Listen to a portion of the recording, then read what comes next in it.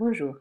Aujourd'hui, nous allons regarder plus en détail les caractéristiques des structures des molécules d'ARN, avec une attention particulière aux éléments qui seront utiles lors du TP du fin cours.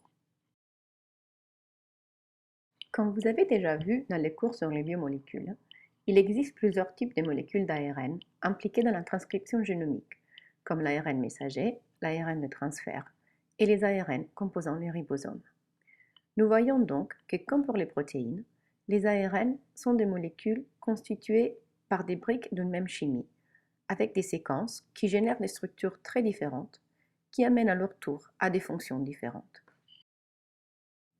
Au-delà des molécules directement impliquées dans la transcription, il existe beaucoup d'autres types de molécules d'ARN, souvent ayant un rôle de régulation de l'expression génomique à travers différents mécanismes.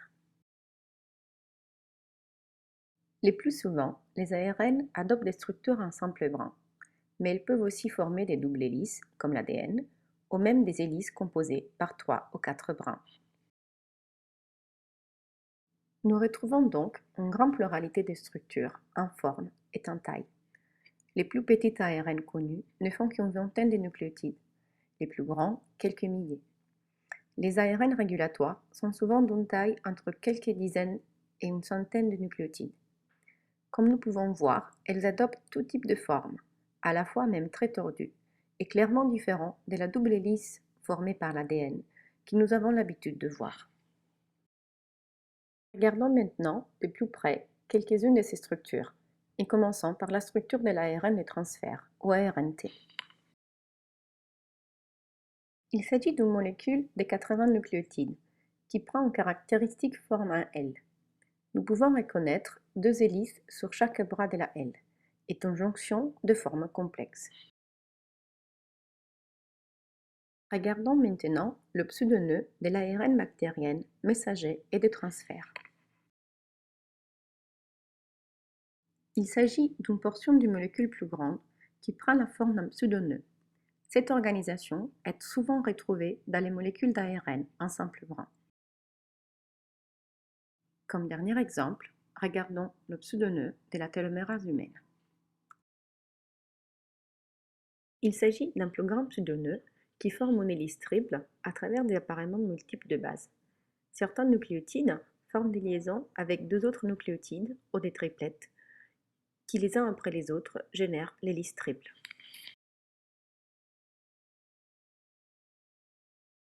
Voyons de ces exemples que l'élément fondamental à la base de la formation des structures tridimensionnelles sont les appareillements de base. Il s'agit de la formation des liaisons hydrogènes entre des hydrogènes, des oxygènes ou des azotes sur les bases.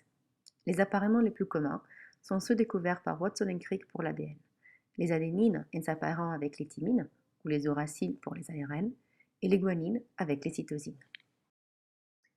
Ces appareillements, les uns après les autres, sont à la cause de la formation des doubles hélices et pour les molécules d'ARN, de la formation des structures en général plus complexes.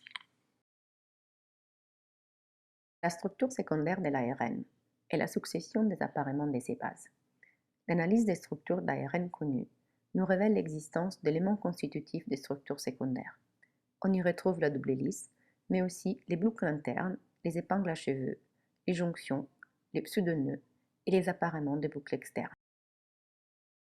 Si nous regardons une structure en épingle à cheveux, nous pouvons observer les bases à païens. Pour mieux visualiser, les liaisons hydrogènes entre les bases sont mises en évidence par des traits rouges. À part pour les liaisons dites Watson-Crick, les bases peuvent former des liaisons hydrogènes aussi à des autres endroits.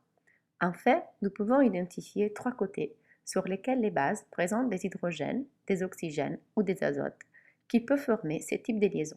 Ils sont le côté Watson-Crick, oxydine et sucre. Si nous regardons dans les bases de données répertoriant tous les appareillements jamais observés dans des structures d'ARN, nous voyons que pratiquement tous les appareillements sont possibles. Par exemple, pour deux bases qui interagissent de leur côté Watson-Crick, seulement l'appareillement GG n'est pas possible pour des raisons d'encombrement spatial des bases. Regardons maintenant la structure d'un quadruplex de la télomérase humaine. Il s'agit d'une structure très compacte, dans laquelle 4 bases G sont reliées entre eux en formant un carré. Chaque base est liée à une autre base sur son côté Watson-Crick et sur son côté Hookstein. En fait, c'est bien la possibilité de former des appareillements sur les 3 côtés qui permettent la formation des triplettes ou des quadruplettes des bases. Nous avons donc regardé aujourd'hui quelques détails en plus sur les structures des ARN qui seront utiles lors du déroulement du TP.